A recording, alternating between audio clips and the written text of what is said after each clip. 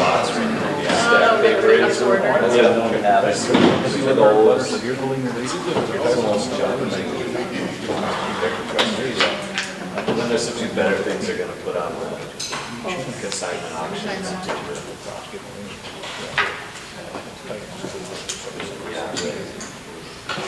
Parting on the Camaro. You need tires.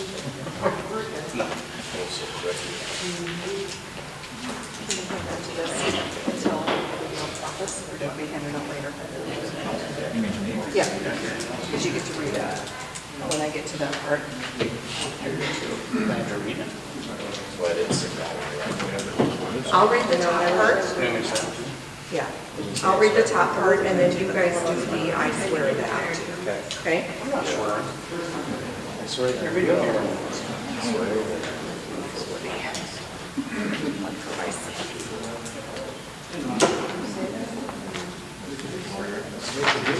Yeah. Call meeting order. Start with the pledge of allegiance.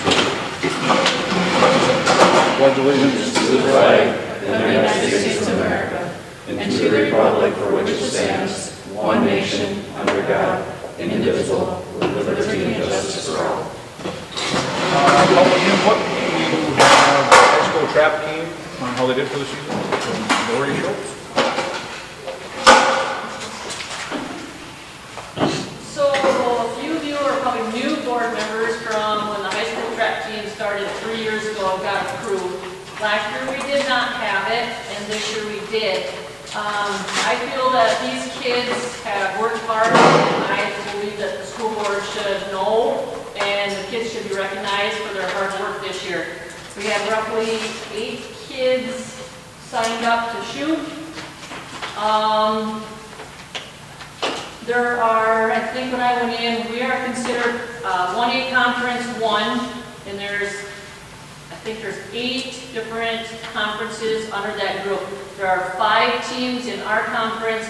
Some of them are all 5, and then some of the other conferences have 7 to 8 teams in their conference. In our conference, our school placed second out of our conference, out of the 5 teams. Which is really good because we were like in 3rd standing when I had looked, and then we got bumped to 2nd. The only thing, our kids did not get to skate this year due to coaching kind of issues. They didn't get the kids signed up to go, so some of the kids were kind of bummed about it. In our conference, Dean Schultz placed 3rd in our conference out of 25 kids. Gage Hansen placed 4th. Out of 25 kids, Bryson Allen tied for 6th. Hunter Hansen placed 10th. Mason Schultz placed 13th. And Michael Schmidt placed 23rd out of the 25. The other 2 kids did not place. Then here 2 weeks ago, roughly almost 3 weeks ago, I was on the computer in the morning, and sometimes I just go through and I erase everything, and all of a sudden I see congratulations from the USA Clays, and I was like, what the heck? Because usually I just go and delete emails. Here, Dean got a congratulations, you have qualified for nationals. So then I got on the hall, I started looking, Mason qualified for nationals. I called Carrie or texted Carrie and they said, did Hunter qualify for nationals? And she was like, let me look. Yes. Then I'm also helping 4-H. One of the kids that shoots there, which is Wyatt Ruby. I was like, hey, did you place? He's like, yes. Or he didn't know. So his mom went and looked and she's like, yes, he did. And I said, well, Dean and I have already made the decision this morning. We're going to nationals, so if the kids want to go, we're going to take these kids if they want to go to nationals. We pretty much did this in 3 days. Register kids. I had to find uniforms because we have to wear uniforms at nationals, so I was on the phone with Millbank and Street Graphics. We're like, yep, we will design a shirt, we'll send it to you. All I know we need is sizes. So within 2 days, I am finding sizes for parents and getting money, and we ordered shirts. And then our next issue became shelves. And if most of you are hunters, you know shells are really hard to find at this time. We were out of shells from our high school trap team. What we got, we used. And we were like, what the heck? I got on the phone, I found shells, but they weren't going to be here. So then I got in cahoots with the meal bank coach. He helped us on and off and all this. And then I said, do you have any shells?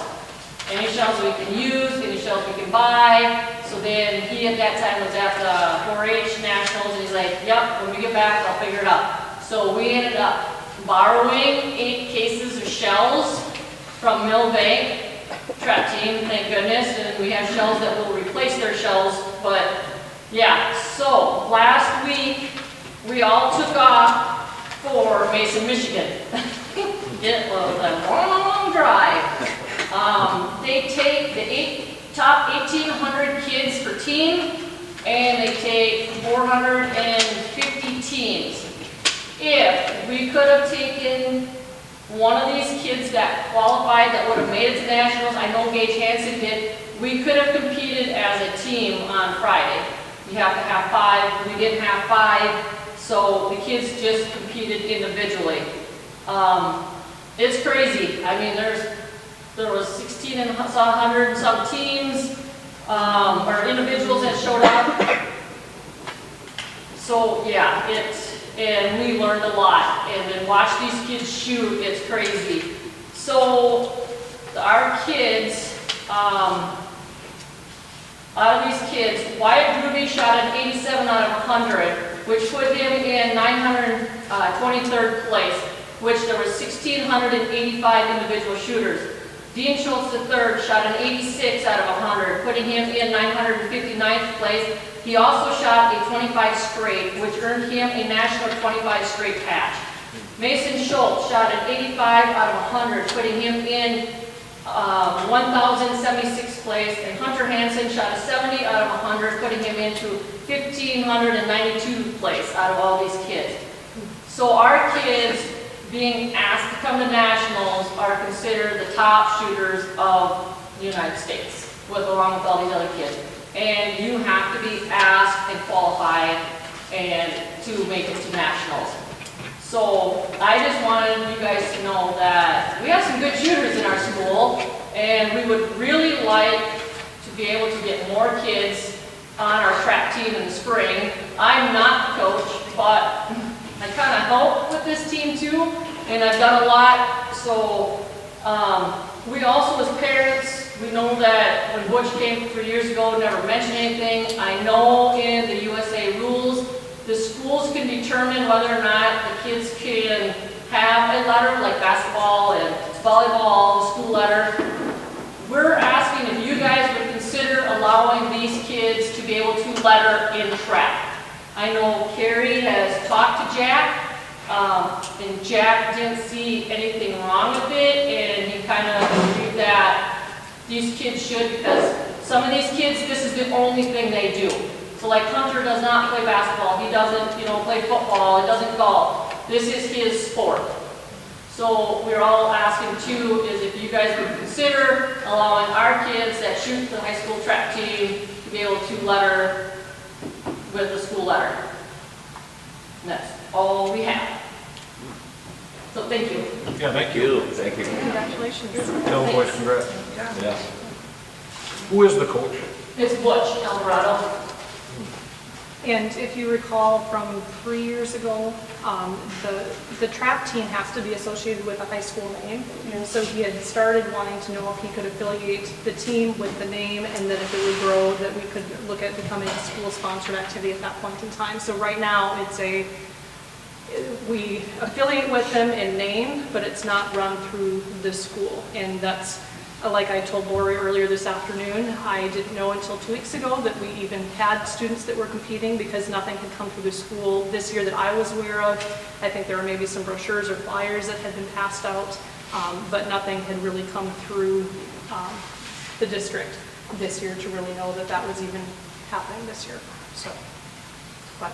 Yeah, it was crazy. I mean, the schools down there, we talked to lots of schools, even some of the states where their guns are like they're not allowed guns, Chicago, and they're just, whatever, those kids were there, and, Dean talked to a lot of them, and, that's the questions we asked, does your school back you, even though you're not really affiliated, and they're like, yeah, because, they had canopies set up for the kids to be under with their school name on them, their school logos on them, because if you're in Mason, Michigan, you're right by the Great Lakes, so that heat, you don't have canopies, there's trees, but you still want something where the kids can get out underneath the sun. Those schools are like decked out. They've got trailers to haul kids stuff in. I'm not saying the school bought them, but, the parents or whatever might have went in on that just to haul all their guns and the planes and stuff they take with. And they're like, holy smokes, wow, this is crazy. And then Dean did ask, does your school let you letter? And they're like, yeah. So almost all those schools that we talked to, all their kids letter through their high schools. Even though, like you said, the school isn't really, per se, sanctioned, but they're affiliated with the school, they still letter from their school.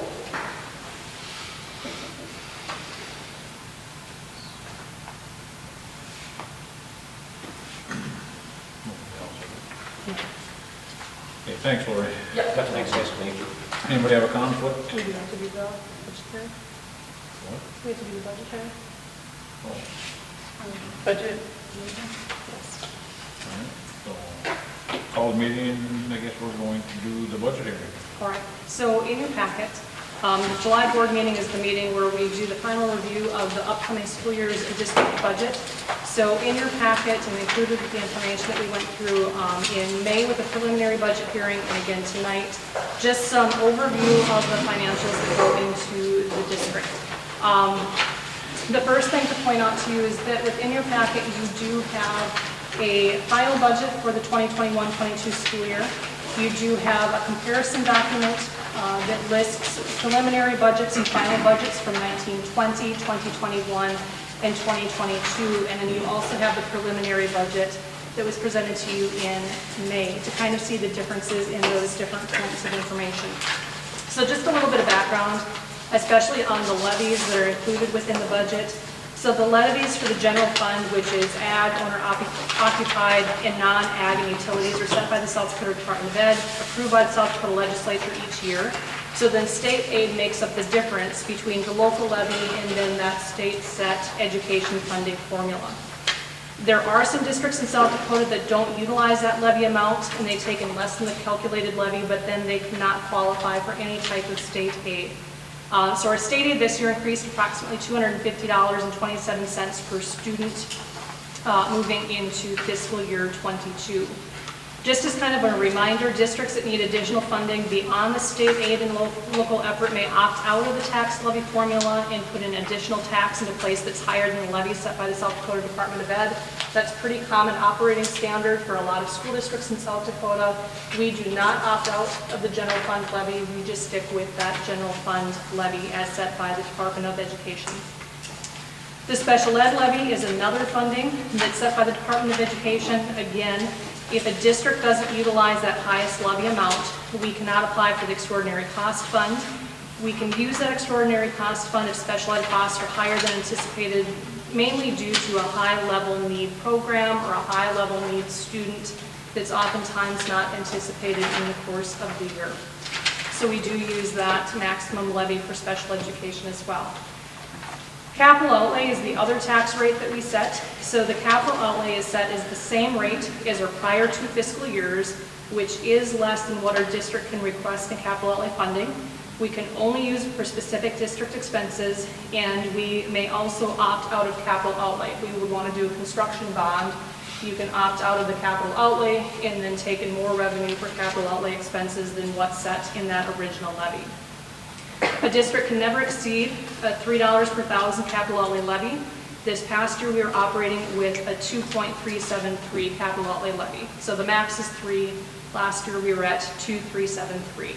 And then the Department of Legislative Audit did just release some information. The link is on your sheet as well. So in this proposed budget, or in this proposed final budget that was not in the preliminary budget in May, There is some allocation for ESSER 2 funding and some allocation for ESSER 3 funding, both found in this final budget. So looking at our federal awards, you can see we're going to have Title I funding, Title II Part A funding, Title IV Part A funding, Perkins funding, which can only be used for CTE, IDA, which is special ed funding, Part B 611, and also 619. The 619 is just for preschool and early childhood programs. RLIS, Title VI, Impact Aid, CRF was expensed in the 2020-21 school year, or the 21 fiscal year, which we just closed out. ESSER 1 was expensed through both the 19-20 school years and the 2021 school years.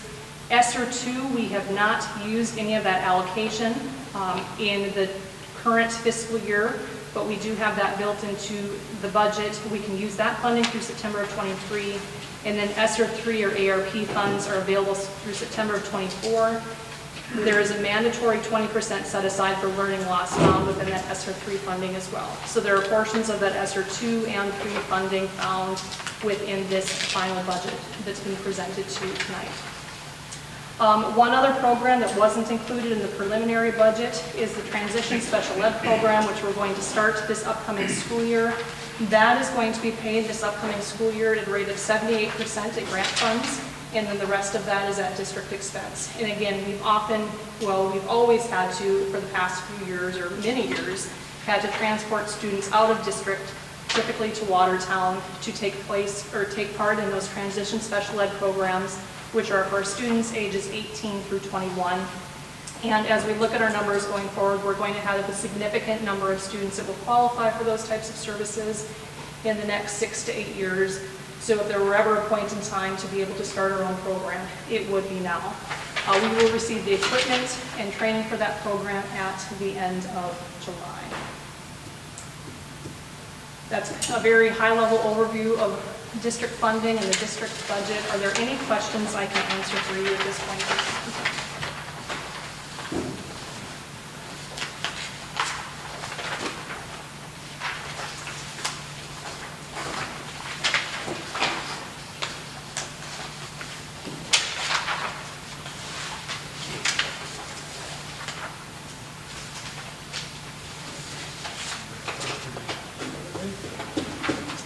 If anybody...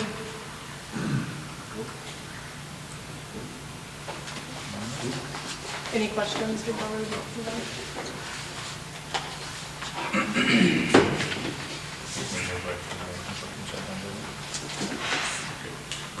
A motion for the consent agenda? So moved. Second. Discussion? All in favor? Aye. All opposed? Motion carried. Are we doing any other recognition? No, it's fine. Any additional? All right, motion to adopt the agenda? So moved. Second. Discussion? All in favor? Aye. All opposed? Motion carried. Old business, Canvas School Board election results and motion to approve. Okay, in your packet is a copy of the unofficial school board election results. 17 votes for Barbara Joseph, Woody Hawkins, 304, William Rice, 387, Jake Shuneman, 312, and Megan Nake-Philpert, 198. We had 3 vacant spots for the 3-year term, so those elected were Woody Hawkins, William Rice, and Jake Shuneman. Any questions on any of the results? Okay. Then the other piece of information that I would like to provide, the number of registered voters in the school district is 4,690. 410 voters, registered voters, voted in the school board election for a 9% registered voters. And I guess that's all I have on that. So otherwise, we would look for a motion to approve the school board election results as presented. I'll make a motion to approve the results as presented. Discussion? All in favor? Aye. All opposed? Motion carried. Billy, Yep. I have one more thing before we move into the next portion. At this time, we'd also like to recognize all school board members for their years of service and their attendance at the 2020-21 school year meetings. There were 15 total meetings this year, and I'll read off each board member. Corey Deitch, 4 years of service and 15 meetings attended. Jerry Eastman, 2 years of service, 9 meetings attended. Jenny Evenson, 9 years of service, 13 meetings attended. Sean Lurkey, 12 years of service, 14 meetings attended. William Rice, 6 years of service, 14 meetings attended. Jake Schoeneman, 6 years of service, 15 meetings attended. Samantha Sticklin, 1 year of service, 15 meetings attended. Lenny Wagner, 4 years of service, 11 meetings attended. Sierra Wolcott, 2 years of service, and 5 meetings attended. So again, thank you for your attendance at all of the meetings this year and for your years of service, with special thanks to Sean for his 12 years and completing his term. Yep. I'd like to Thank you. thank everyone too that I've worked with on the board, everyone, administration and staff. It's been wonderful. It's been a great learning experience. I'm very glad that I decided to do it. It's been a good experience. I have a tremendous amount of respect for the administration and staff and the job they do on the day-to-day basis. So it's been great. So thank you. Thank you, Sean. Yep.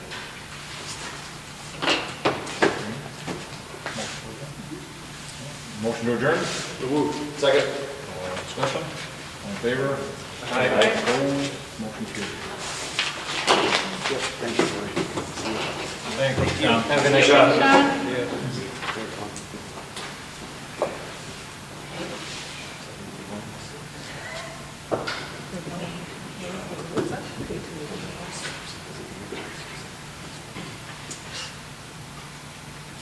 Woody, come on up.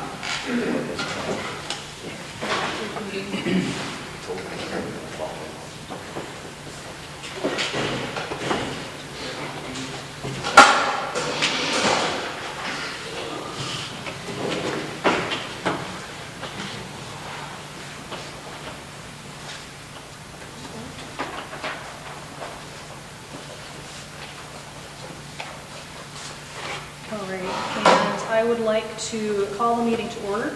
And at this time, I'd like to recognize 2 non-direct conflicts of interest for the 2021-22 school year. They include Corey Deitch and Jenny Lynn Evenson. These conflicts of interest will be on file and publicly reported for the 2021 school year. And at this time, I'd like to call upon Business Manager Lori Fischel to administer the oath of office to our newly elected board members. Here's a copy. I will read the first part, and then I have all of you and the other 3 will read these as well.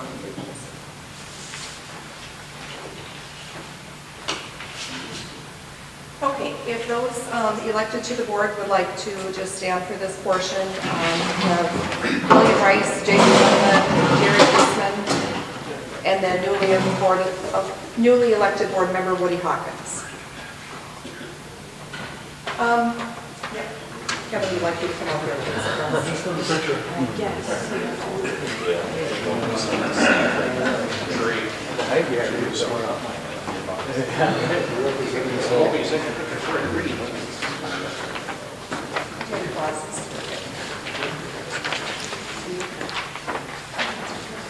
Okay.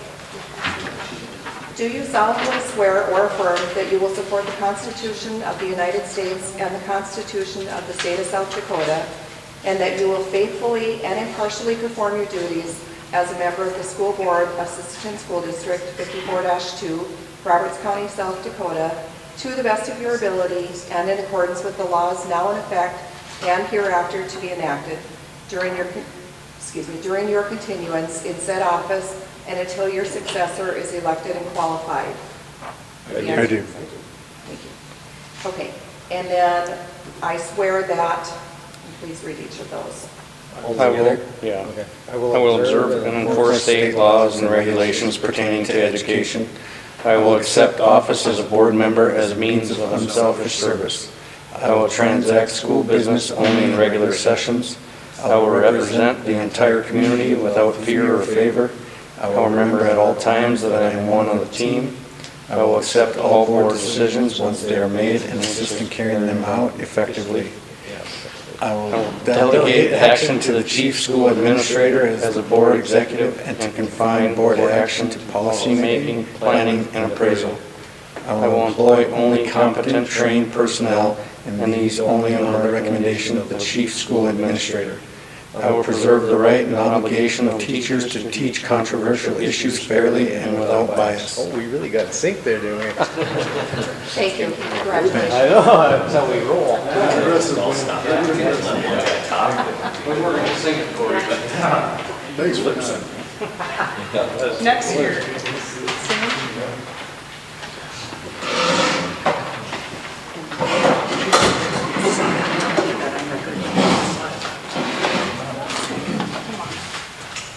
All right. At this time, I'd like to open nominations for the role of Assistant School Board President. Nominations do not require a second. An individual cannot nominate more than one person for an office until everyone has had an opportunity to make a nomination. A member can decline the nomination during the nomination process. Is there a nomination for the role of School Board President? I will nominate Billy Race. I'll second. Are there any other nominations? Are there any other nominations? Seeing none, is there a motion from the floor to close nominations and cast a unanimous ballot? So moved. Second. It has been moved and seconded to close the nominations and cast a unanimous ballot for Billy Rice, Assistant School Board President. All of those in favor, please state by saying aye. Aye. All opposed? Motion passes. Congratulations to Billy Rice for being elected Sisseton School Board President. And I will now turn the meeting over to President Rice for the election of Sisseton School Board Vice President. Do we have a nomination for the vice president? I'll nominate Lenny. A second. About to say three. We have any other nominations? Any other nominations? If there's no more nominations, we will move to elect Lenny Wagner as the vice president. We have A motion and a second. a motion. I'll move to cease nominations and what's the rest of it? Cast unanimous ballot. Cast a unanimous ballot. Second. Any discussion? All in favor? Aye. All opposed? Motion carried. Congratulations, Lenny. Moving on to informative items. All right, so in your packet again tonight, and this will be in the packet for the next few meetings, the ARP and ESSER 3 funding and school plan requirements. Again, by August 20th, we must have a posted and updated and approved safe return plan. So this safe return plan has to identify all of the different components within the CDC recommendations that were just outlined or updated again on Friday evening. How we will ensure a continuity of service and then make sure that we have included public input. Now that public input can even include, we've had this available at each of our board meetings for anybody to come and discuss any concerns about the upcoming school year, taking into consideration administrative responses about COVID-19 through the past school year, teacher responses and requests, other staff and employee and other community members as well as we work on making those plans. The other portion of the ESSER 3 funding and ARP plan is that we must submit a funding plan to the South Dakota Department of Education. It must include intended uses of funds, including that 20% dedicated to addressing learning loss. There is a very standard format that we do have to follow for that to submit to the Department of Education. In that, we also have to be fairly descriptive in our narrative of why we chose the different things we're choosing to spend this ESSER 3 funding on, and how we're going to ensure that we are prioritizing student learning. So one of the big components that you as a board put into place, I believe last May, April perhaps, was the allocation of additional staffing to help us in intervention support for our students that would need it coming into the 2021-22 school year. We have been able to fill one of those positions of the 6 that we do have available with that additional ESSER funding. So in that, we can keep those positions open too and use that funding throughout the course of this school year, next school year, and the following school year, but we'll probably have to make some readjustments as we go through the year. If we can't spend that funding on the anticipated expense this year, how can we reallocate that? And most of that is going to be for professional development. We can use that funding for summer school and after-school tutoring, which we did as a district implement more tutoring services after school than we had in prior years. And we'll just continue to make sure that we are reviewing that funding throughout the course of the school year. So those are just some high-level responses on what we have to do for this ESSER 3 funding. Those plans are only required for that ESSER 3 funding. It was not required for ESSER 1, not required for ESSER 2, it's only required for ESSER 3. And this is coming out of the federal response, basically to get all of the kids in the United States back into school. So that's the primary function of having all of these reports, is to provide services on site for students across the United States. So South Dakota is not really in that boat, but the funding is federal, so everybody has to follow those same regulations. Any questions on that at this point?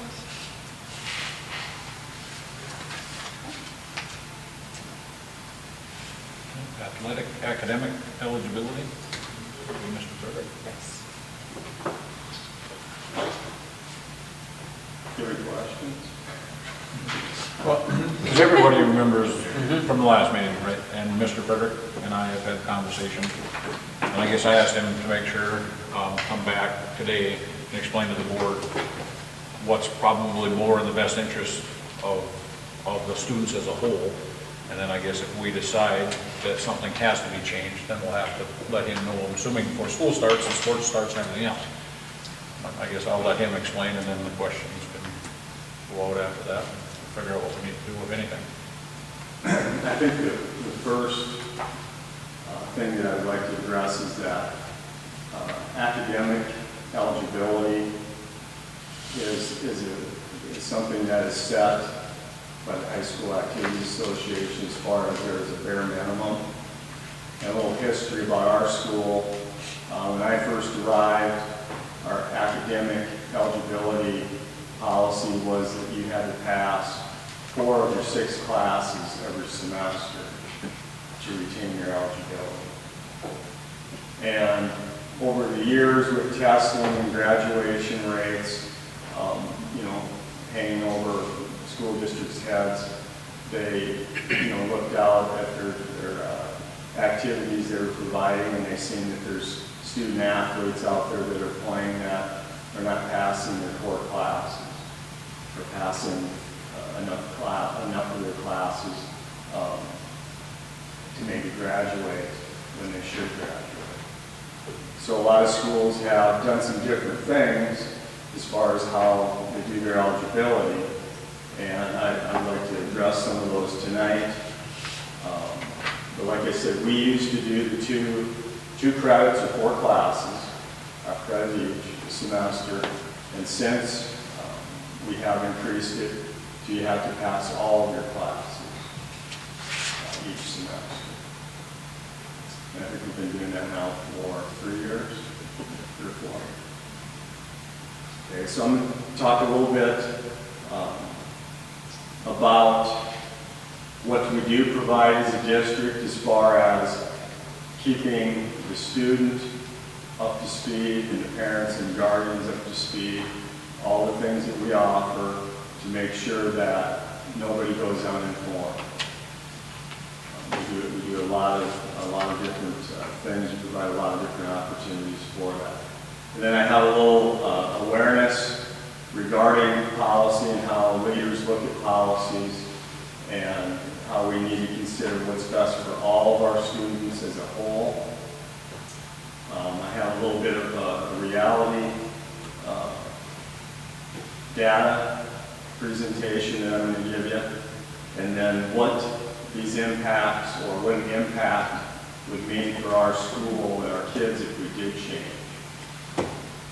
Okay, if we did go away from semester and went to midterm, quarter, which there are schools that do that. And then I will share with you what I found regarding other schools, how many do semesters, how many do some of the midterm and quarter information. And then also I think that I do want to address the fact that the South Dakota High School Activities Association back in 2010 provided school districts with the opportunity to allow students through credit recovery or other approved DOE classes to earn or recoup their eligibility if they did fail a class during a semester. So that's something I'll share with you. I have some information about that as well. So the first thing that I have, primary purpose of what we do, K-12 education, it's all about academic achievement. That is a primary purpose or primary role of the school. Secondary would be activities and athletics. That's a secondary piece of what we do. Some facts. At the high school here, we have not had a student who has completed all of the required coursework fail a class. So that tells you a lot right there. If they've completed all their work,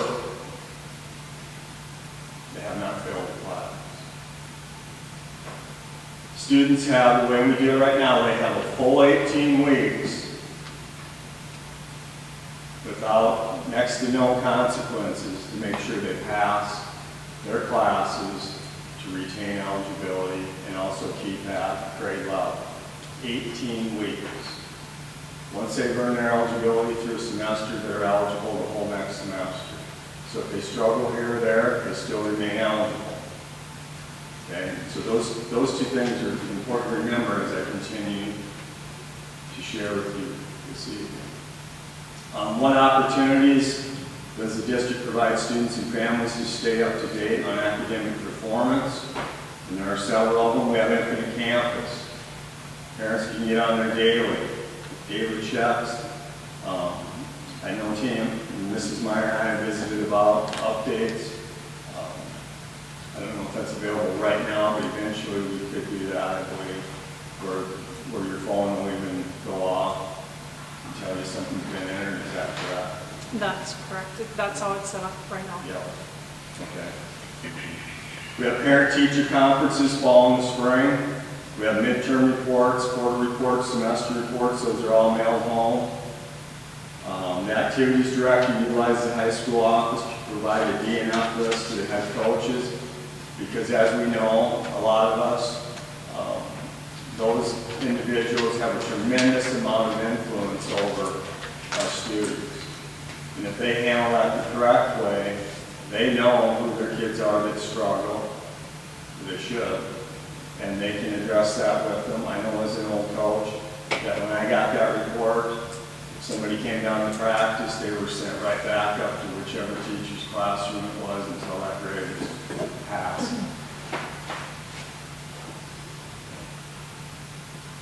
And then also we have our teachers who are available in the AM and PM. High school students are aware of this, and it's up to them to take advantage of this opportunity. Like I said, they are high school students, young adults, and it's an opportunity for them to develop some responsibility. Okay, they're years away from going to college or being out in the real world. Also, we have academic enrichments in study hall that teachers can provide them a little extra help with at those different times. I think it's important as I share examples of other school district athletic eligibility policies, it's very important to remember that no two schools are exactly alike. We're not other schools. As district leaders, we strive to improve. However, the statement I just shared is sometimes overlooked and sometimes forgotten. It is important for district decision makers and administrators to do their best to implement policy that provides all of our students the best opportunities to be successful. In an article I did read when I was going over this information, the old South Dakota High School Activities Director Wayne Carney talked about 4 different schools, and none of the 4 were exactly the same, and how that over the years, schools have become creative in how they do it, but no 2 schools, they agree, are exactly the same. I also want you to know that I'm aware of the conversations out there regarding the different midterm, quarter, weekly eligibility policies. Therefore, I feel it is necessary I share with you some data regarding Sisseton High School students that I feel is very important for you to be aware of and keep in mind as we continue through this presentation. Last year, I had Dolores run some numbers for me during the 2021 school year, first quarter midterm. So if we went with the midterm, we had 144 students who had at least 1 F. 30 of those students were athletes, so they become ineligible at midterm.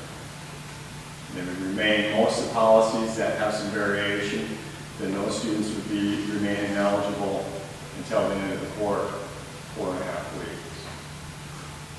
Okay? And it remains pretty consistent. I did another report. Third quarter, we had 127 students who had at least 1 out, and 27 of those students were athletes. So at the end of the day, our district would be looking at 25 to 30 athletes losing eligibility at different checkpoints during the school year, such as midterm, quarterly, or weekly. Strong consideration needs to be given to the fact that our participation numbers are low to begin with. This could very well lead to 1 or more of our teams not being able to play a contest. If you go to the midterm or the quarter eligibility, you just wouldn't have enough kids. Okay, so how would this affect or impact our students? Okay, like I said, we may miss contests. You have to look at it as you are penalizing your teammates, coaching staff, because this will make it very difficult to develop a program, your team chemistry, and your program continuity with kids coming and going. And I have worked in middle schools before, and that's one of the things that I've always looked at that I thought was very concerning, is how those kids were coming and going at times. And the goal is to keep them involved. Yeah, you know, you think you set them out a week here or there, you think it's a good thing. But I think that over time, if you look at it, you actually get kids shut down because they become discouraged, because it's no fun to miss a week or 2 weeks or 4.5 weeks. You know, where they feel, hey, I got that semester under my belt, I passed, I'm good to go. So I do think that that's something that we need to get, those things need to be considered. Missing 4.5 weeks at checkpoints is tough. I have reviewed several school district eligibility policies, including 9 that I have with me tonight, and 6 of the 9 are semester, similar to what we do here at Sisseton High School. And 3 of them they vary. Most of those though are midterm. If you have an F at midterm, you're done until quarter. Then you need to be passing on the classes a quarter, and then you need to obviously be passing the semester. Just going through the list, like I said, they all vary. Del Rapids has midterm, quarter, semester, just like I shared with you. Flanders Public still does the 4, pass the 4 classes each semester, or earn 2 credits, like we used to. Wagner High School does weekly, quarter, and semester. Huron High School does semester, and they still are after 2 credits or 4 classes. Sioux Falls Sioux Falls School District as a whole, all the high schools there, the public high schools, are semester, and they have to pass 4. Pier High School is semester. Warner High School, which is a smaller school, is semester. And it does address the fact that, like I stated earlier, that education is the primary focus of being in school, and academics, secondary would be your activities and athletics. Tri-Valley is quarter and semester. Brandon Valley is semester. West Central High School is basically midterm, quarter, and semester. Mulbridge High School is midterm, quarter, semester. And they remain ineligible, like I said, until the next grading period. So looking at that, is our school district at a place academically, looking at the number of Fs that we had, to do something such as midterm and quarter, or does the policy that we have now do the best job of allowing kids the opportunity to get through a semester and pass their classes, perform, and remain eligible?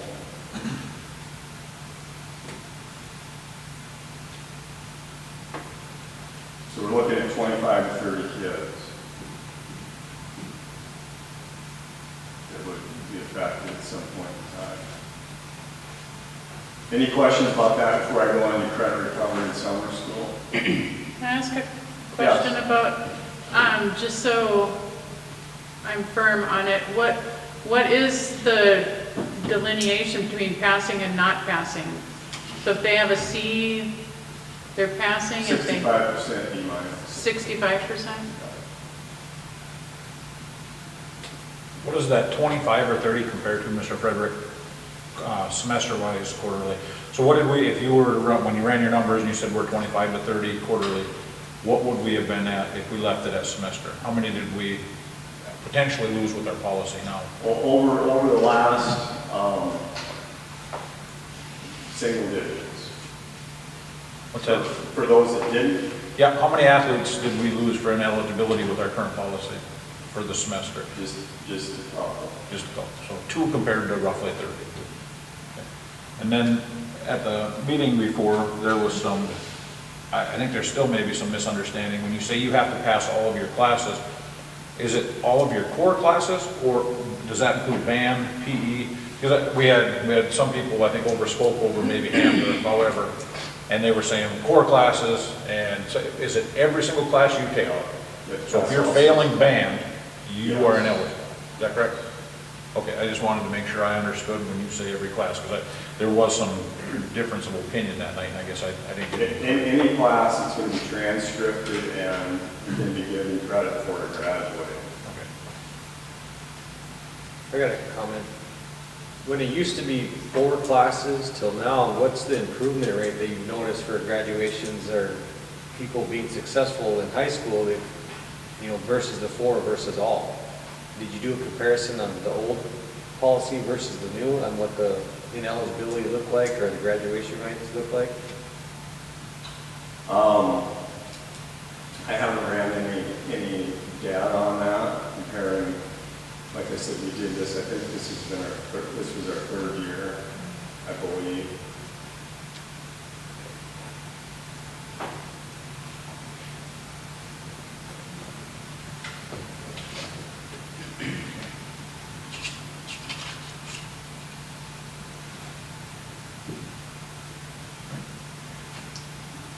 I think anybody else got any other questions? No, he is credit recovery. Yep, Yeah. right, yep. I'm going to go over since schools have increased their requirements, a lot of them, like I said, the Activities Association did allow schools to decide on their own, and this was back, I think, in 2010. They could choose if they wanted to use summer school or not as an avenue if the student, let's say, failed a class, to recover that class. And I'll just read the policy to you. It says students who have been declared ineligible because of academic deficiencies from the previous semester may earn scholastic academic eligibility by taking an academic course via the options approved by the South Dakota Department of Education. Examples include, but not limited to, online courses, in-district credit recovery courses, alternative education settings, digital courses, etc. The principal must monitor the successful completion of the courses and reinstate eligibility only after the successful completion of 2 units of credit. Okay, then the article went on to look at 4 different schools. They were Belfouche, Spearfish, Lee Detwood, and Sturgis. And out of those 4, 2 of them still do the semester. One increased from 4 classes to 6, which is like ours. And they also allow, therefore, since they increased it, an opportunity for students, if they fail the class in the semester, to make it up during credit recovery in the summer. Which, as I go through these and look at them, there are several schools that do that, and Mrs. Meyer and I have talked, and I think that's something that would be reasonable for us to consider going down the road. Right now, Jim, on a credit recovery, if it's, at semester or if it's in the summertime and they recover that class, say it's science or whatever, and they pass, they're still not eligible? Correct. And that's something we could change, or if they make the motions to go with, at semester break or even summertime, if they're gonna spend the time to get that grade back to where it needs to be, I think that would be a good thing on all our parts, since they're giving it that effort to bring that grade to where they need to be. Because there are students who are just gonna say, I'll just take that, I'm not gonna spend the extra time to try to get my grade back to where it needs to be.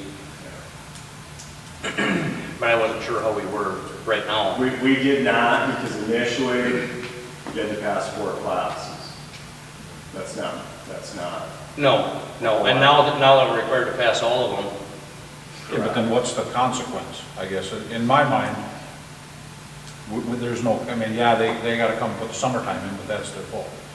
And so I guess I disagree with giving back the same exact, the end result of not putting the work in at the beginning. I have a problem with if 99 other kids turn their work in on time, put the work in during the school year, and they do it for the right reasons, we're sticking to our motto of academics is first. We're allowing people then to not do the time and do the work when the other 99 kids are, to come in at their leisure in the summertime and have the same luxury as the other 99 kids. And at some point, why is anybody then during the school year putting the work in? I mean, if we're going to continually give them the same end result for not having to do the same work as other people, that I guess, and that's my argument. I know that's not what we're here to debate, but I guess that is going to be my argument. If we get to that point, I think there needs to be a consequence at some point somewhere, or why the heck is anybody going to be putting the work in? I mean, What is it right now? Let's say semester break, what is it? Then you're out for, is it 4 weeks?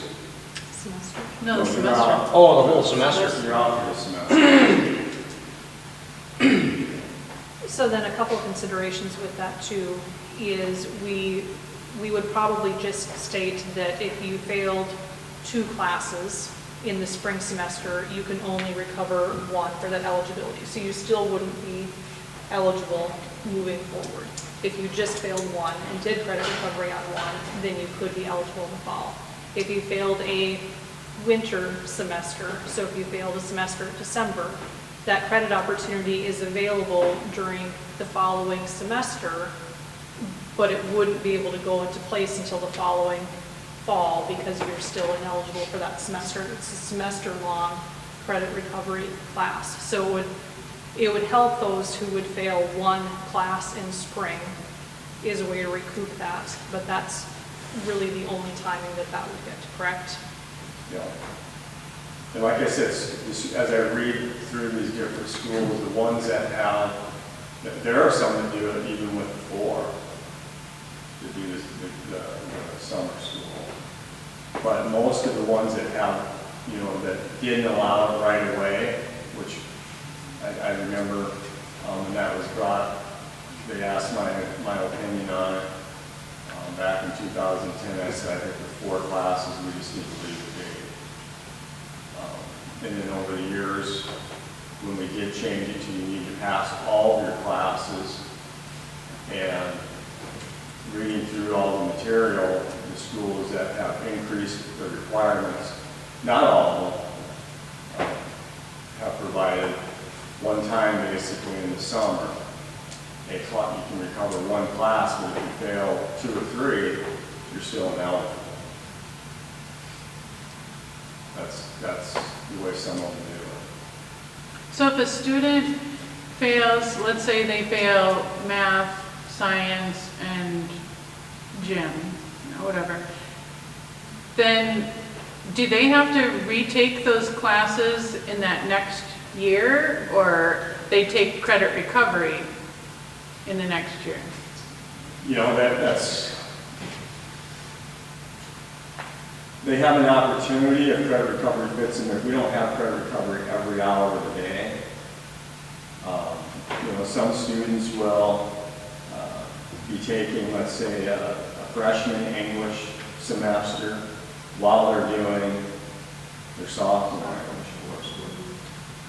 You know, it just depends on when we have credit recovery.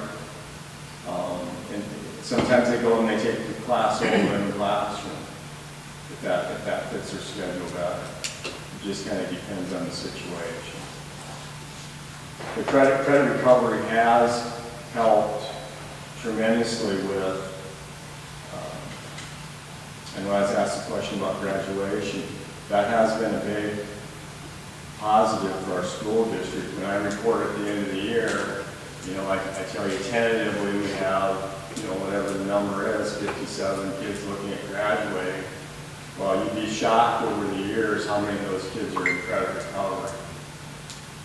And I think it's one of those things that initially, just like when we started with requiring all coursework being passed, you want to let out, I will give our kids, our staff, everybody a pat on the back because they did a heck of a job. I'm sure when I proposed that, people thought, oh my God, we're gonna get hit and we're gonna have kids not eligible left and right. But you want to know what? They stepped up to it and they did a nice job. I just think personally, to look at this right now, the situation we're in, which you know, I kind of coach you along, we got to be aware of that and look at that. I think that's a lot of kids that would be missing 4.5 weeks of sport. You know, if you really look at who does that, their schools are not the same as our school. They don't, and I talked to one of my brothers just today, and they do that, and he's dealt with 0.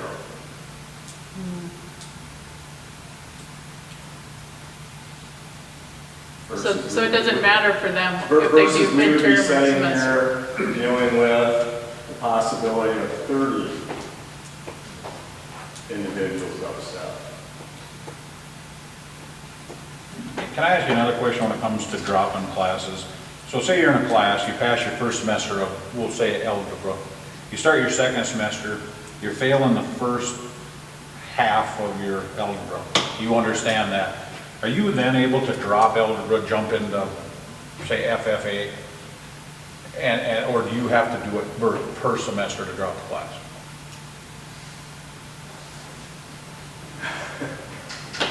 To make an adjustment or drop a class? If you know, so let's say you pass your first half of your algebra and you understand second semester, whether it be family situation, mental, whatever, say they get through the first half of the semester, second semester, and they realize there's no way they didn't pass that third quarter and they don't think they're going to pass the fourth. Say they drop, there's a quarter left of school. Can they actually drop that third quarter? Or are they stuck by semester per class? Can they drop a class quarterly? Well, I think there's things that we do that we would try to keep the student in the class and help them get through the class if it's a lower level algebra class. Okay. But you do have 2 weeks in which you can adjust your course schedule. But we do need our kids to be in a math class.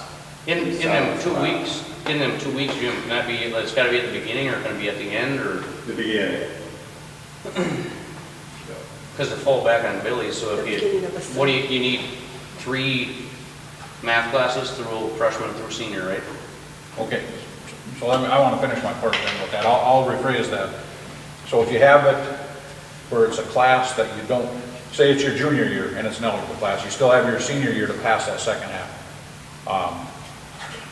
If you know that, say I'm taking your third year algebra, but you're like, well, I'm going to try this second half next year. Are there ways, it sounds like we've got so many options for these students to either leave a class, find a different class, get help in the morning and the afternoon, and then we're looking at bending the rules or changing the rules. I want to make sure I understand that we have almost every available option to leave the class, take a different class, get help for the class, get tutoring for the class, follow up on the class, the parent can come to the damn class, right? It sounds like after talking with everybody, we have got so many options for a kid to pass a class. You said at the beginning of this, all they got to do is turn in the required work, and they pass the class, right? So it seems like we put in so much time and effort into changing a policy that has worked for 99% of the school population for 1 or 2 students. And I guess I want to make sure I'm not arguing just to argue. No, we do have in our handbook, it says you have the first 2 weeks where you can make adjustments to your class, but we would still like those students to be in a math class, the example you gave, because they need to have X amount of credits to graduate. And there's always interventions and whatnot that we have had upper level classes where kids take an upper level math class, let's say, and the teachers were involved with the parent and the student, and it was borderline whether they maybe should be in that class or not. The parent and the student wanted to give it a try, but then they ended up, we would move them into a different math class. But that's the parent and staff member and the student working together. But we like to do that, like I said in our handbook, that it is specified in there. I believe it's 2 weeks. Do you see many students in their credit recovery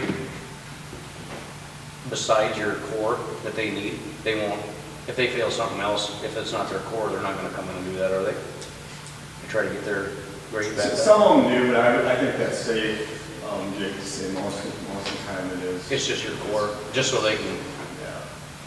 This last summer, we did have a couple of kids take classes that have never been taken in credit recovery before, and some of that is still coming out of getting kids back on track that were maybe in virtual for that first semester, and Just to get back to where they weren't on track anymore to graduate, so they took some electives and things like that that we typically wouldn't have kids take during credit recovery, but they were trying to just recoup some extra classes, so they were back on track when they came back this fall, but typically it would be that core. See, and the other thing, going back to credit recovery, initially our decision was based around the fact that if you do just start giving them another avenue in which to do it, what do you think happens during the day during spring semester or fall semester as far as those kids going to class and really trying to apply themselves and look at it if they think there's going to be another avenue? And I know we're not the only school. Like I said, I've been looking through several of the school districts, and they did the same thing. And now they're adjusting as they go to what best meets the needs of their student body. But by no means do you want kids thinking that there's always, well, I'm not going to do anything in here. It's just that way. Well, if they're just slipping a crack, football would be an easy one. You're playing football and you love football and you know you're going to play football all the way through that semester no matter what your grades are. And they'll do it. Kids know that. When they're done, they're like, yeah, I played all year. Now I can. That's just how it is.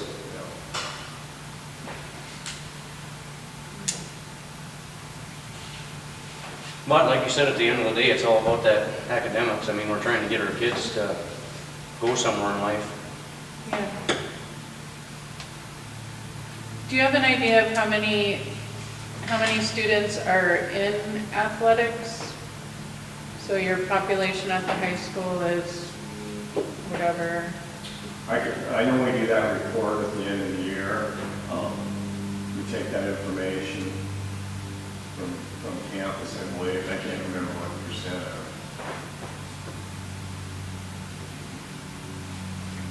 So are we just discussing this, or are we actually going to Just propose a change? discussing, Okay. and so the handbooks are going to be adopted in the August meeting. Okay. So wanting to kind of give you some information about possible directions that we could go before coming up in that August board meeting. Because this is just a lot of information to go through and think through before doing something official. I know eligibility's been discussed the last 2 years I've been here, and the COVID year was bad because there was no summer school and it was virtual and different scenarios, but I just hope we're done talking about it, can get in the handbook and move on it.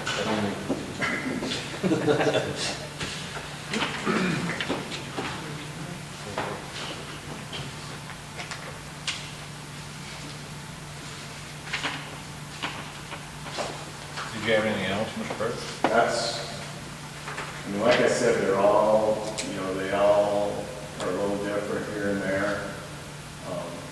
And going back to a couple of the main things, if our kids do their work and they work with the teacher and make that effort, and if you went into their grade book and you see what I see and they do the work, they make it. Teachers are passionate about what they do and they have a big heart. And if the kids show that respect and they work hard at it and they make that effort, boy, I don't know a student that has not passed the class. So what we do for the majority of our students, I think, has been successful and works. Doesn't mean you can't take a look at what other schools do and maybe pick something here or there. It just depends where you're at. If you're comfortable with where we're at. I just know I would have a concern about 30 kids, being out for 4.5 weeks, or dealing with 30 kids at whatever checkpoint you want to set. That's a high number. If those other schools are dealing with that have the midterm quarter, we're dealing with 30 kids at a crack, they wouldn't do it. I can guarantee that. Yeah, and if truly the main concern for some of these parents or even the board is these kids playing sports, and you're allowing them to come back, the way we're doing it now, we allow them to come back, or if we were to change it, I'm sorry, to come back and get the credit recovery and play sports, they'd have that option, which we don't have. But if we do it the way they want it, it would be an immediate consequence, and they wouldn't be playing anyway, right? So, I mean, we've got it the way it's going to be that way, we just got it on a different terms. I mean, it's just flipped. So if you sit down and explain it to the parents, either way, your kid is going to have the consequence of not playing the sport. The problem is it's going to be at the time of the sport they're playing they love, right? I mean, right now, if you took those students out of football because they're failing, they're not playing football. Well, if we take them out of wrestling and they don't wrestle, it doesn't matter to them. You know what I mean? So they're actually going to put themselves in a worse position if they're not failing or if they're not passing quarterly, right? Yeah, and our teams are going to be affected worse if you have 30 kids who aren't playing versus 1 or 2, right? That's what you're saying? So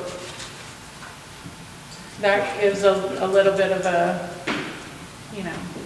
And they're sensitive young individuals, and when they miss and have to miss 4.5 weeks, life is about, there's highs and lows in all of our every day that we all live and whatnot.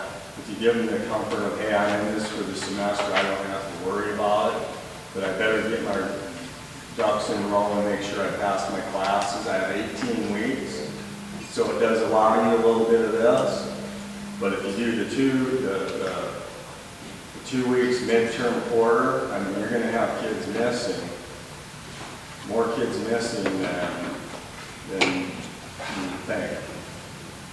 And that And I do remember from being a middle school teacher, I always really had a strong concern about that and how that affects those kids. Because they already, a lot of them have a low self-esteem. And now now they like an activity or whatever sport it is, or band or whatever it is that they do. And now it's taken away from them for a week or two or what have you. That does bother them. I don't think it bothers them in the regard that maybe they're going to get it together and they're young. They turn it the other way and they take it, something that happens to them, a consequence, and they make it worse. Because they're young, they don't know how to handle it. That's what I've seen, that's my personal, and we do have kids that they struggle. And they need a little extra time to make sure. You know, when I share with you those numbers, think about 30 of those kids, how, 28 or 29 of those kids make it. Right. In some years, they all make it. Well, I think before, I'm guessing before the meeting's over, we'll probably have to come up with an idea if we need to change it, want to change it, and then give you some direction on how to respond to the parents as well from the last meeting. I think we did say we'd send out a response to what we were going to decide if anything was going to change or what's going to change, so, right? I believe it was going to be that we were going to discuss it at this meeting with any potential changes to be updated and reviewed for the handbooks in August. So any decisions would be made in August. Wouldn't we have to have a plan together though before August so they could have it ready for the handbook? So Mr. Frederick will take some of this feedback too and sort through the decision as to whether it should be changed or modified or just left alone. And then in August, when that handbook is brought to you, if you want to override a change that's made or not, then that can be stricken out of the handbook. Something we can do prior to that too is I can get handbooks from the principals a couple weeks before the meeting, and then if there's any adjustments that you want to make prior to that, you can share that before the August meeting. Okay, but we had the chance to address questions, but then if that's what you're going to do, Mr. Frederick, I feel then the board should probably, if there is anybody that wants to have any input, then this would be the time to do it if we're not going to do it any other time. This would be the time probably to share any other concerns So, or...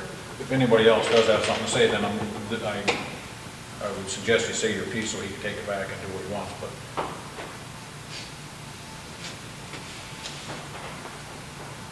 Nobody? Anybody? Okay. Good? Okay. Well, thank you, Mr. Frederick. Yes, Thank you.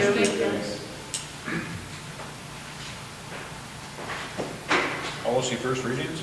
All right, so a couple policies listed for first reading. Actually, all of these are existing policies that have been implemented in the past 3 to 4 years.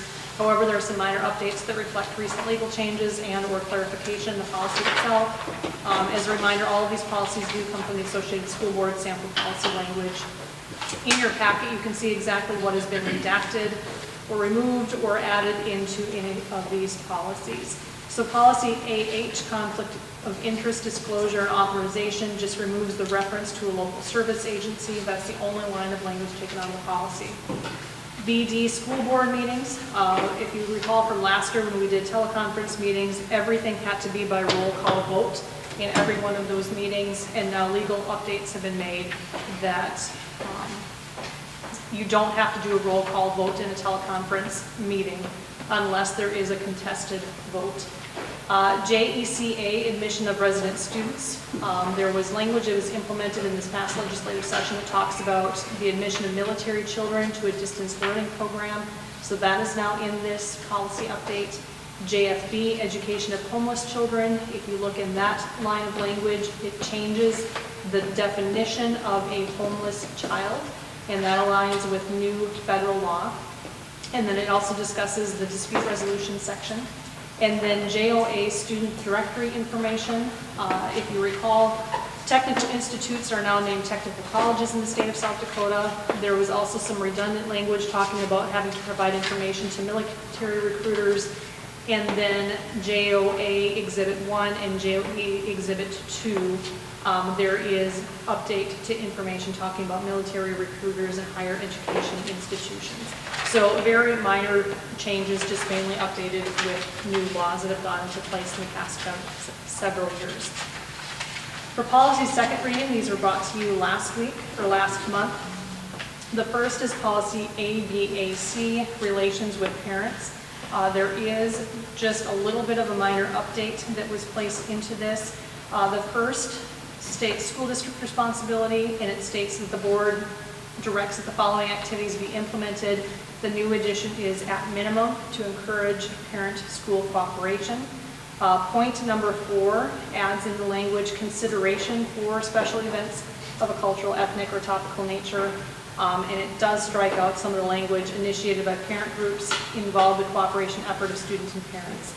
So that basically means that we are expected to have consideration of implementing some of these cultural, ethnic, or other general interest types of special events within our school district.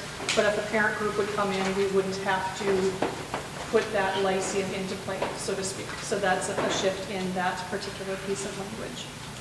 Policy AD, educational philosophy. There were no changes to that from last month. In policy AG, contested hearings, it just again outlines the legal process when there's a due process hearing. This is what we've been following in law, but just gives us district policy to follow as well. Any questions?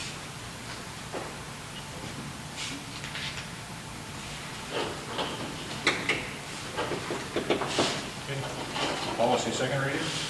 Oh, sorry. You- I did we one went of those. through Oh, sorry, I remember. There, good. I was looking at action items. Designate date and time of regular board meeting? So, and if you recall too, action items 1 through 8 can be designated in one motion. So these are yearly motions that designate some district operations for the year.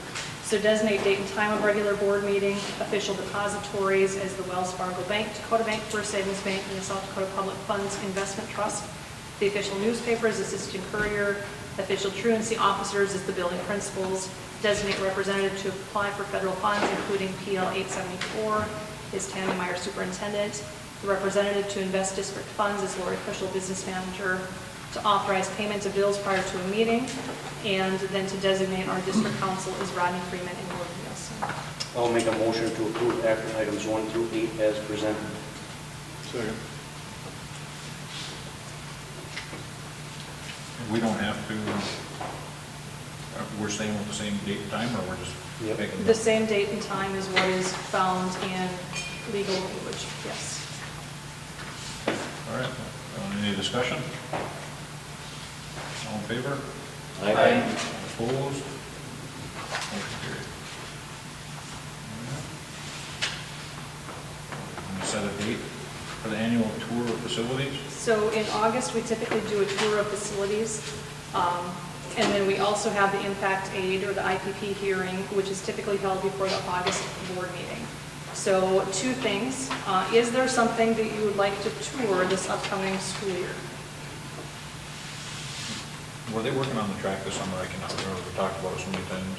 We had Sam Fisher out from Fisher Tracks. He did look at it, we reviewed it, we have a plan for what needs to be done. But between the time that he came and spoke to us to when we were going to possibly look at letting out for bids, that's when construction costs went crazy. And his statement was we might be better off waiting until next spring to start that. So it is something that is built into the district budget.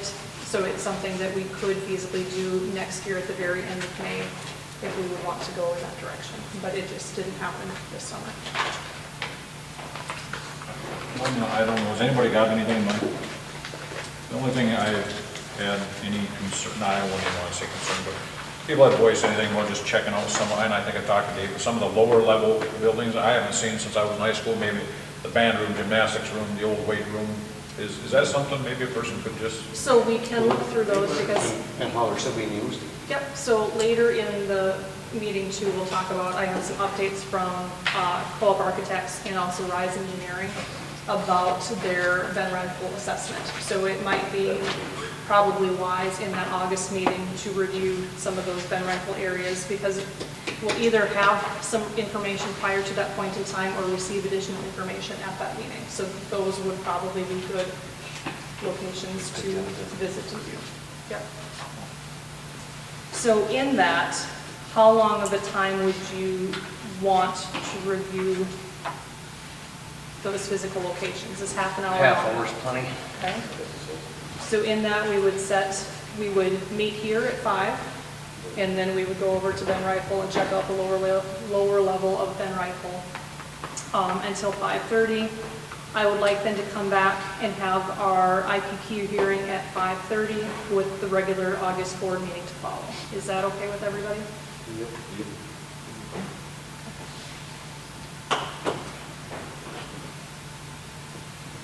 Motion to set board member compensation. So currently, you are receiving $60 per meeting. State law does not allow reimbursement higher than $75 per meeting for each board member. And if you would like to consider a higher rate for the board president due to additional duties before and after the board meeting, that is something that is found in a lot of school districts. But What do no they, more. what do the other ones do? Sometimes we'll see that if everybody's at 60, then the president might get that $15 more per meeting, just because there's the paperwork before and after the meeting. Have we done anything for the rest of the board though, since you've been here at all? To change the compensation? Cookies? Or even for the last 6 years? Did it go? I don't recall. It can't go above 75. No, I mean, It's been the same since I've been on. Yeah, there's not a lot of shift to it. So it can be increased if you would like to. There would be no concerns about doing that. I think at this point it's pretty much voluntary anyways. Typically is. But I would, on my personal side, since I don't want to be president, I would think it'd be something for Billy, because I know he spends a lot of time doing stuff that we don't. A lot of time. so let's make it $275. $2.75 more? 1% increase?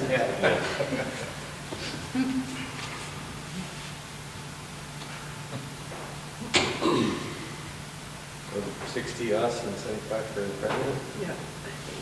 I'll make that motion if we're ready for it. I'll second it. Discussion? All in favor? Aye. Opposed? Motion carried. Motion to approve the 2021-22 district travel reimbursement rates. Lori, do you want to speak on this? Yes, just as a yearly formality, we do need to have the district travel request document rates and structure approved for federal funding purposes and others. There were no changes to the South Dakota reimbursement rates, the per diem rates, so no changes from last year.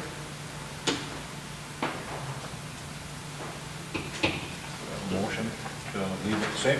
So moved. Discussion? All in favor? Aye. Opposed? Motion carried.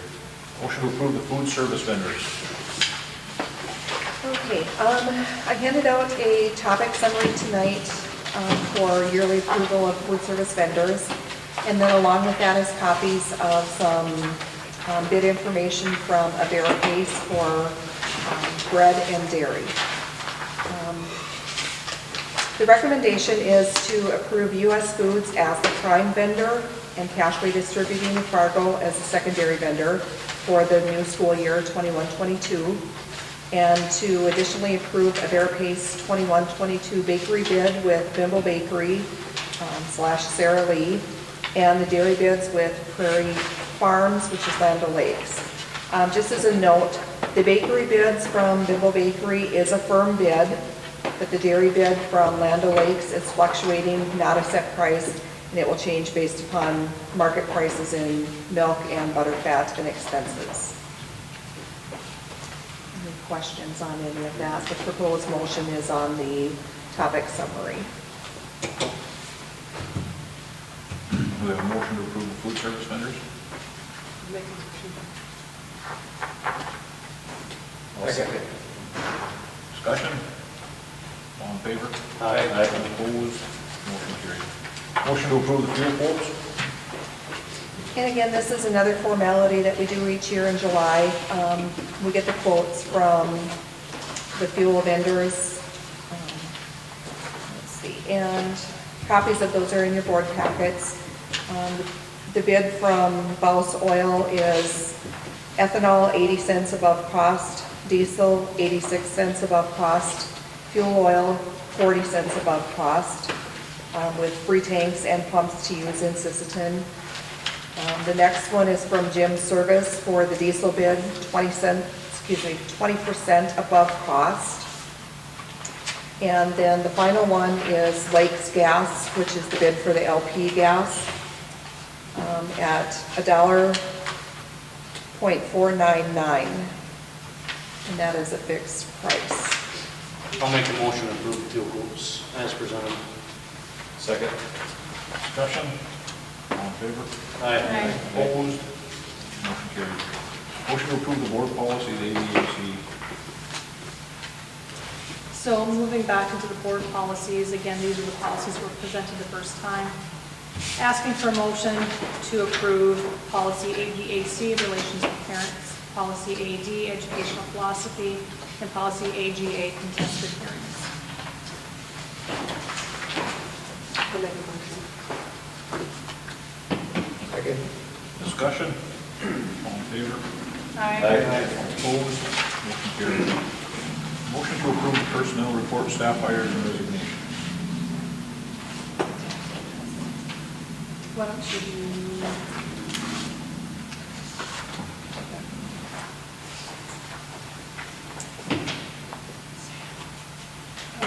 Okay, the new hires for certified staff, Charles Ruby as middle school science and cross-country coach.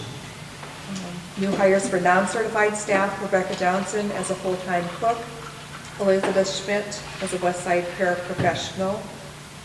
Resignations of non-certified staff, Judy Berge, full-time cook, Sam Likens as a substitute bus driver, and Barb Steiner as a part-time cook. We also have 2 certified resignations, letters of resignation. The first, Dear Superintendent Meyer, Principal Mullen, Chairperson Rice, and school board members, it's not without reservation that I'm submitting this letter to you as my resignation from the Sisseton School District. Recent events have provided me with the opportunity to return to my home district in Russell to serve in their role as school counselor. Although I'm grateful for the opportunity that I've had to serve in your district, my heart has drawn me to serve once again in the school where my children attend. I would like to thank you all for what has been an amazing experience. I have thoroughly enjoyed every opportunity that I've had working for this district. The positive school culture at Westside Elementary and the professional approach to education under the guidance of Dr. Mullen are just 2 of the many treasures that I will be taking with me from my experience as a junior kindergarten instructor. I do not take lightly the burden that my departure may now place on the district. Please know how sorry I am for this, and please also know that I'm willing to assist in any way that I can with helping the district in moving forward with this decision. It has been an honor serving the students, families, and professionals in this community and district. Sincerely, Stephen Schultz. And dear Dr. Mullen, it's with a heavy heart that I'm turning in my resignation from my teaching position at the Sisseton School District. I'm writing to let you know my intentions and also thank you. It has been an honor to work for you and be part of the Westside community. I've grown as an educator under your mentoring and encouragement. I'm grateful for this experience will carry it into my future teaching career. I am resigned to be closer to home with my family. I'm sorry that this is coming so late into planning for the next school year. Please let me know the next steps in this process. I truly appreciate my time spent in Sisseton and will forever be grateful to you and the school district. Thanks again for the opportunity to work at Westside Elementary. Sincerely, Katie Helen. So at this point in time, I am actually looking for 2 motions. The first motion being to approve certified and non-certified staff hires and non-certified resignations, and then a second motion to postpone the certified resignations until after executive session. I'll make a motion to approve certified and non-certified staff hires and non-certified resignations as presented. Second. Discussion? All in favor? Aye. Opposed? Motion carried. I'll make a motion to table. Certified. Discussion? All in favor? Opposed? Motion carried. Motion to approve surplus list and sale date. So in your packet, there is a listing of surplus items that we would like to sell at a surplus sale on July 28th. I apologize that in your board packet, I copied and pasted, and it still has last year's date of July 20th. That should be July 28th at 2021 from 11 o'clock until 1:30. Also on the surplus list, there is a hole on item number 26 for 94 student desks without a price. The price on that list should be updated to $5 each for each of those 94 student desks. Any statements from anybody on the surplus group? Let her go. Let her go.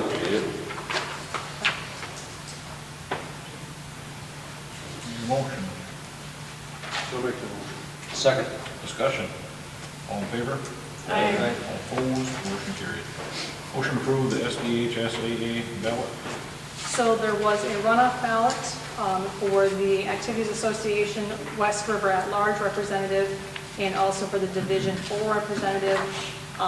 My recommendations at this point in time would be West River at-large, Kelly Messmer, Hardin County, and Division 4 AD, Eric Denning from Mount Vernon. Well, might make a motion to approve. I'll second. Discussion. All in favor? Aye. All opposed? Motion carried. Motion to approve the fundraising request. All right, so since this is a little bit different, that's why this is coming in front of the board. If you recall, last year Brittany Clapridge asked if she could do a fundraising request to the city of Sisseton since City Rec didn't happen last year, and City Rec would typically happen. They still had that funding in the budget, and she did request funding from the city to go into an account for a new spring floor for the gymnastics program. That is a piece of equipment that is going to be in our district renewal cycle for new purchase. We're just not there yet. There is only about $4,000 left that needs to be allocated towards that. And Marcia Erickson with the South Dakota Grow Office is actually wanting to lead a fundraising effort to fund that spring floor. And the letter that she would like to send out to gymnastics alumni is attached to your board packet. Again, they're just wanting to have this piece of equipment faster than what it would happen within that district cycle of purchase.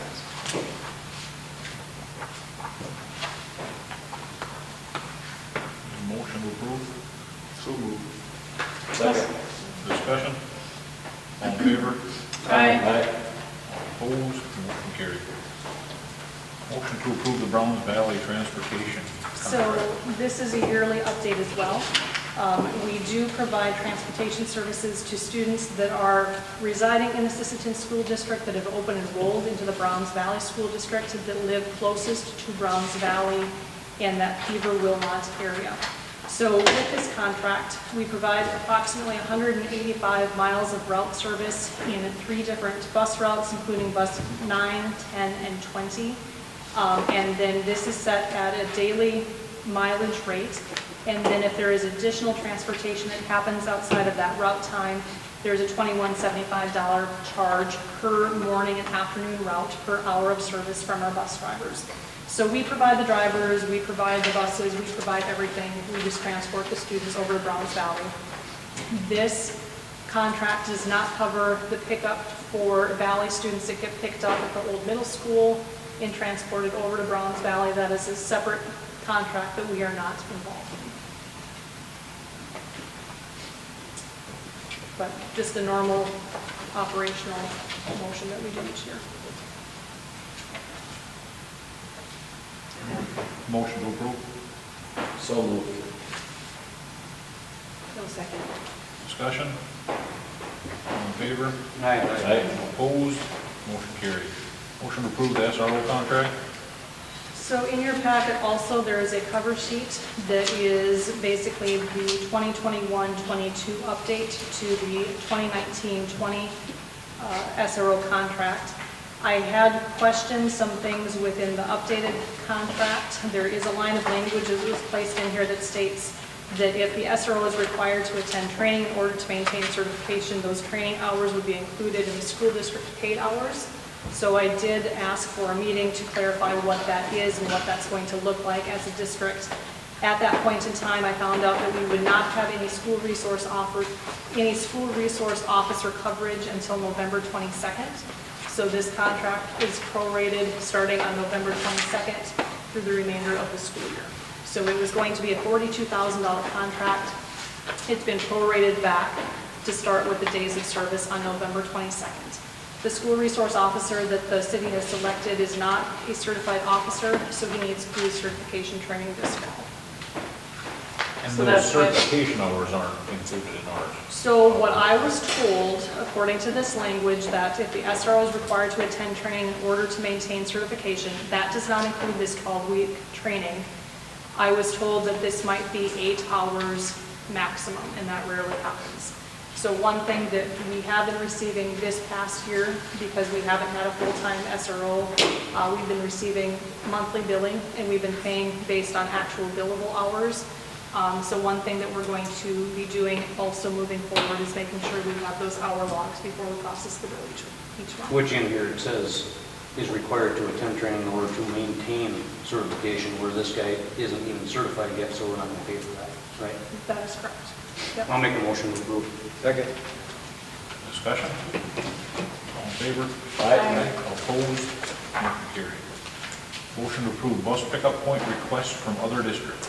So again, another yearly updated language. We have only received one bus pickup request at this point in time. It's from the Browns Valley School to use the old middle school as a pickup point for the Browns Valley School District during the 2021-22 school year. Make the motion. I'll second. Discussion? All in favor? Aye. Opposed? Motion carried. Motion to approve the budget for the 2021-22 school year. I'll make a motion to approve the budget. Second. Discussion? All in favor? Aye. All opposed? Motion carried. Move into communication items with the superintendent report. Dave, do you have anything quickly to report before we move forward? No, everything's going pretty smooth. Later in the month, we might get a little bit of slowdown. I'll have 2 employees that are out on medical leave. On what, leave? Medical leave. I have one today. I haven't heard back from him. He's going to be gone for up to 6 weeks. And I think the 27th this month, I have another one going. He don't know if he's going to be out for 10 days or 6 weeks, 8 weeks. Are you fully staffed yet? No. I'm So- still waiting for one staff member. I still have one application out for high school. So we're short-staffed, 1 custodian, but if you recall too, at the beginning of last school year, we put another custodian into place. So we would be where we would have been at the end of last school year. We're just short 1 compared to what we have in the budget for this coming school year.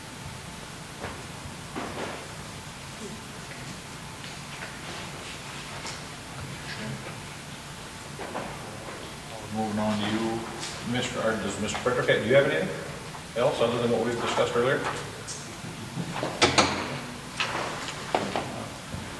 Dr. Meyer? So into the next school year, we did just receive some updated CDC guidance, like I shared earlier in the meeting. The biggest priority is to have students return to in-person instruction in the fall of 2021. Their newest guidance does state that masks should be worn indoors by all individuals who are not fully vaccinated and in areas where physical distancing cannot be maintained. And they've also changed some of the recommendation that they prefer a maintenance of at least 3 feet of physical distance between students within classrooms. Last year, we were trying to go with that 6 feet of distance as often as we could, but now we're looking at probably trying to maintain that 3 feet distance.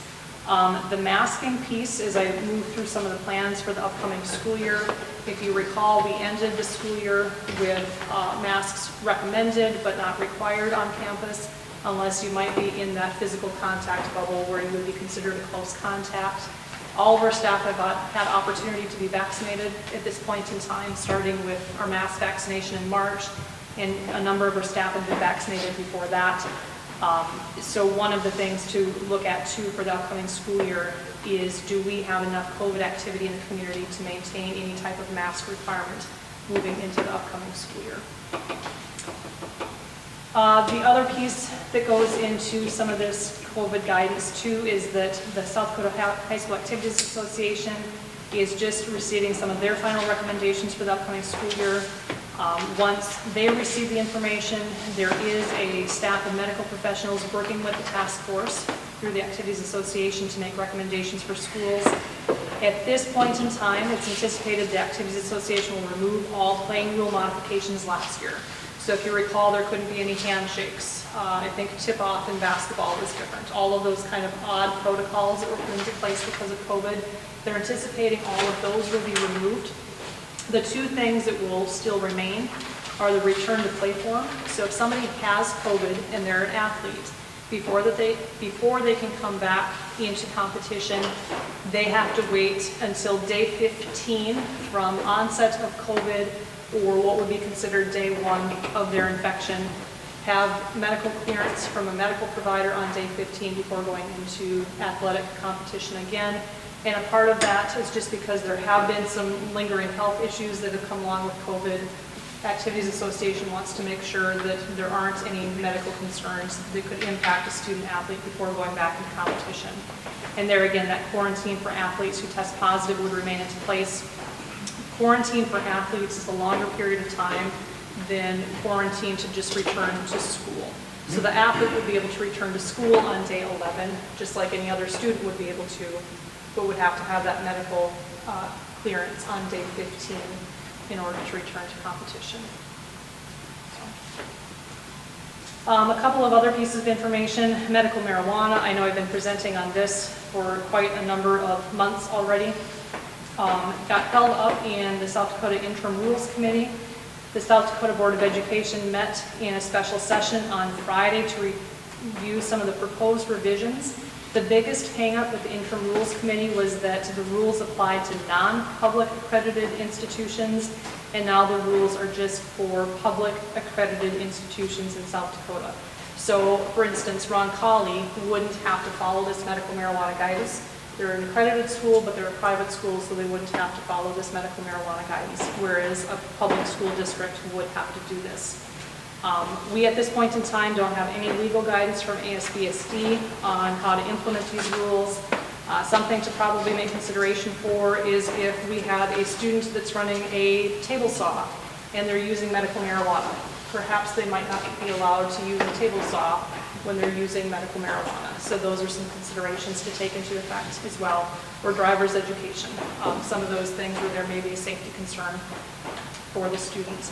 And we've been told that we might have information by July 29th, which is really cutting it close when we're looking at reviewing policy by the first week in August.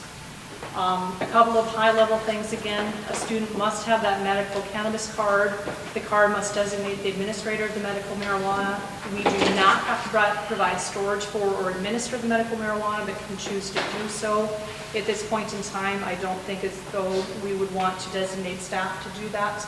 That might change at some point in time down the road, but for this initial rollout, I would prefer not to go in that direction. And the other piece is alternative instruction or homeschool. This new law went into effect on July 1st. They were supposed to have a website designation for families to go to in order to complete that homeschool notification. The website is not built. It's not going to be built until July 20th. So there is a temporary form for families that we can get from them that basically state that they're notifying us that they're going to alternative instruction or homeschool. Again, all homeschool or alternative instruction students will have the allowability to participate in all school-sponsored activities moving forward. They would have to meet our local requirements for athletic eligibility or training rules or those types of things, but you do not have to be enrolled in the district any longer in order to be involved in those athletic events. Are they included in the funding formula? There is no funding that aligns with a student that takes alternative instruction.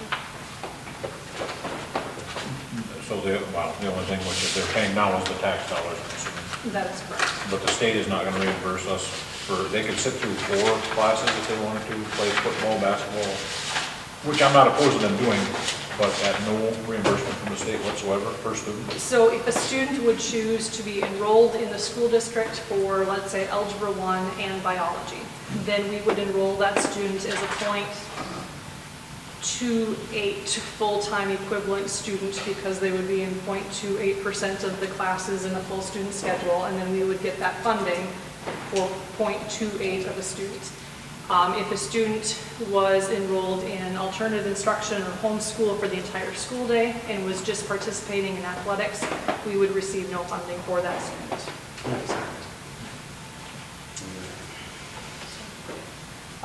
The next piece, the Ben Rifle Structural Integrity and Facility Planning Report. Co-op ARC and Rise Engineering are really trying to do their best with the due diligence, really looking at what they've been told anecdotally by district staff, what do the drawings say from the original construction in 1968, what have they found from the soil boring, what have they found when they did their structural assessment, to make sure that whatever they place together for some recommendations moving forward are good and solid. So a piece of that too is if you look at the outside of Ben Rifle, you can see that there's a little bit of lowering in the structure, and that would align with, especially in one of the corners when they were finding some of the soil boring, it was a little bit softer in the southeast corner compared to some of the other corners, but it looks as though there's been no movement in the actual structure since probably very early on after construction. We do know that there's movement in the floor, so they're looking at, is it going to be best to do a renovation of the facility? Is it going to be best to do a replacement of the facility? So those are all of the pieces of information that are going to come together in this assessment.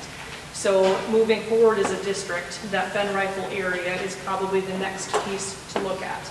Do we need a new gymnasium, or can we remodel and then build a bigger practice facility and have less money into it than building a new competition arena? So those are all of the things that they're trying to put together with this assessment.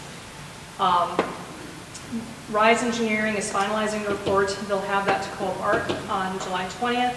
I do have a meeting set up with Co-op Architecture on July 23rd to get a first view of those preliminary plans.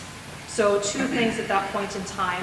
Do you want a special board meeting to review that information and just focus on that structure and what it looks like and what could be done and what can be done? Or do we want to incorporate that into the August school board meeting? I just incorporate it. And that's up to all of you. It might take an hour, it might take an hour and a half. I was just going to say, that might get lengthy with first having the IPP meeting and then, I don't know.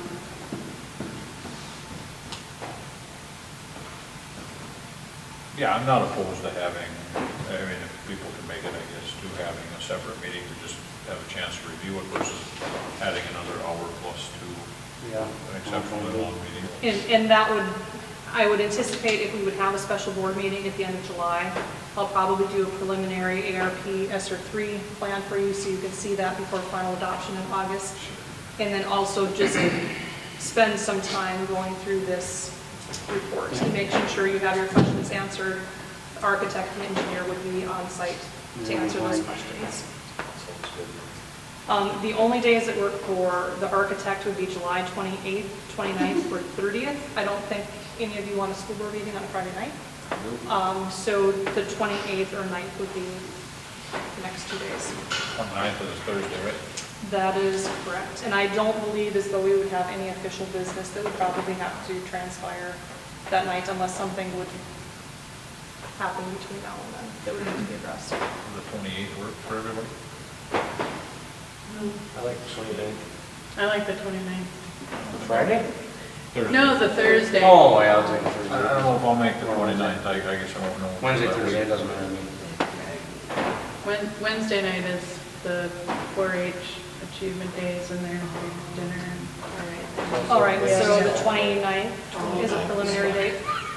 Yep. 5:30. Thursday's better than. 5:30, sure. And then, so then that would work too, because we'll be able to hear all of the information, and then on August 9th, do a tour of the facilities to just kind of see what You can then see what has been reviewed in that meeting on the 29th. And then the last piece, the Associated School Boards of South Dakota is having their annual convention on August 5th and 6th. If that is something you would want to register for, let Lori or I know. The district will pay for the registration, hotel, travel, all of those components. There is also a new school board member workshop on August 4th from 3 until 4:30 in Sioux Falls prior to the conference, and then a school board president and vice president workshop from 5 until 6:30 the day before the conference. So if any of those are things that you would want to attend, let Lori or I know, and we will get everybody registered. So, that's all I have. Motion going on exec. I wanted to address a couple things there, just visit with what our plan was. I know we don't have anything from Athletic Association or whatever with medical marijuana yet, but I'm assuming it's going to hit our high school probably the most confusing with all of the stuff that it entailed. Do you have a plan to kind of put a team together? I know Tammy had actually talked about some of the stuff I was thinking about. I had driver's ed written down, welding class. Are you just going to have to wait for them to come out and then you kind of just start putting stuff on paper? Because or even athletics for that matter, or consequences to if they bring it in and don't wait for somebody to bring it in. There's so many little components. Do you have I don't want to use the word task force, but do you have a committee to start kind of putting these little things in place, or are you just going to kind of wait till July or end of July for them to start throwing rules out? Because I got a feeling there's going to be a lot of stuff that's not going to be hit from them. Well, like Mrs. Meyer stated, we're waiting for, guidance from the state to see what they suggest, and then from there. We talked about how we want to, handle it preliminary, but until they give us that information, I don't know. Yeah, there are definitely some concerns. We have to be ready for them. The biggest consideration is probably going to be if there's a safety concern with a school activity. A student with a valid medical marijuana card that's a student athlete, and they're using the medical marijuana as it is designed on that card, that has no impact on athletic eligibility because it's basically taking a prescription even though you can't prescribe medical marijuana. If there would be somebody that would bring it on campus with the card but didn't have the authorization to bring it on card in our policy, then that would be a violation of our drug rule. So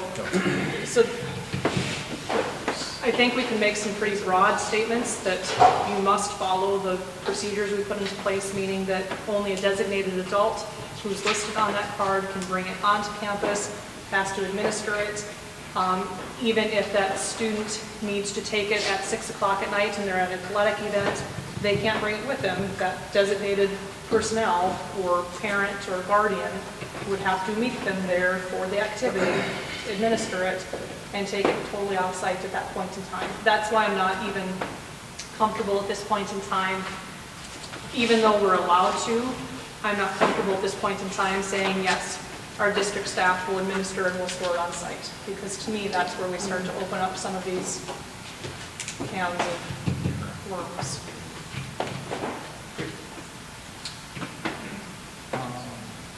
The identify items for the August 9th meeting is pretty much what we went through, right?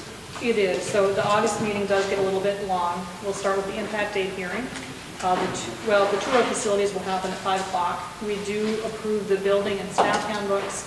We set the tax levies that were approved within the budget tonight. We'll set the substitute teacher payment rate, and then we do have to set the meal prices for next school year. Even though we intend on offering free meals for all of our students, we do have to still set the meal prices as part of the USDA regulation. Are we going to be able to see those handbooks before the meeting? I will try to get them to you as soon as I can.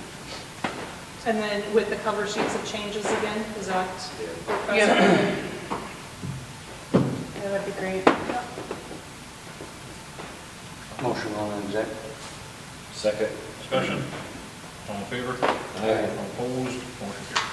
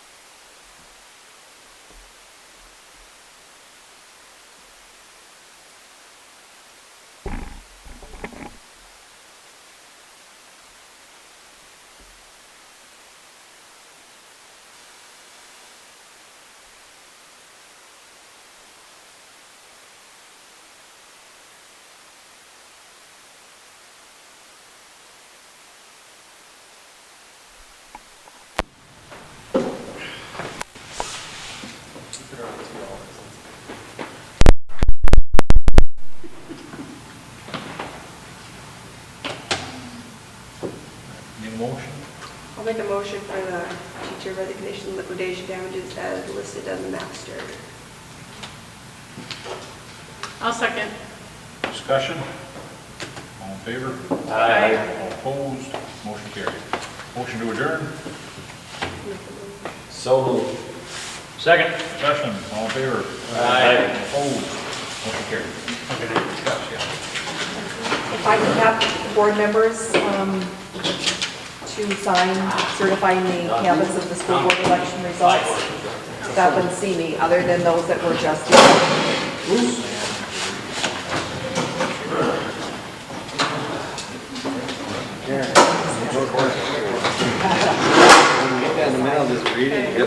What do you need, Lori? I need you to sign certifying the results This of the live school stream board is election. brought to you by Dakota Pond and Thrift for all your pond needs, Countryside Inn Assisted Living and Memory Care in Rossalt, where your family is our family, First Savings Bank of Sisseton. Use our online banking to save you time. Stilson Service in Sisseton with Marathon Fuels. Tri-State Water in Sisseton for all your water needs, water softeners and reverse osmosis right here in Sisseton. And, of course, the Sisseton Courier, where we do more than the weekly newspaper. Thanks for watching and have a great day. See you later, Woody. Welcome, Woody. Oh, thanks, Woody. Yeah, you too. Yeah, thank you. Thanks, Tammy. See you guys. I do. Somewhere, I shouldn't have you sign. Yeah, we should, You sign. Okay. Just tell me.